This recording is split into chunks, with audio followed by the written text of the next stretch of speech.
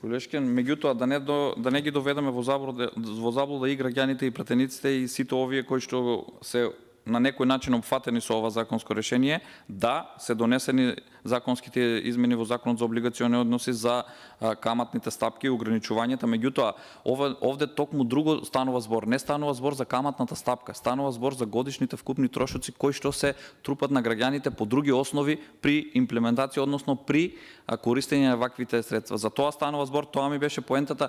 Всушност не зборуваме за каматата. Каматата си е ограничена. Мислам, не сте ме разбрали доволно, ако добро ме разбра сега, значи станува збор за другите дополнителни трошоци кои што се наметнуваат и ги надминуваат повеќекратно некогаш во одредени ситуации и самите основици кои што се подигнати како финански средства од овие друштва. Тоа ми беше целта, значи да ги регулираме, а со тоа и самите финански друштва ќе имат олеснувања од типот на тоа што можат, а што не можат да предизвикат, бидејќи сепак тие се профитни друштва и затоа ги пласираат овие финански средства, но државата е таа која што треба да ги регулира и да имаме еден фер однос и на корисниците, а секако и на оние кои што го работат тоа. Благодарам.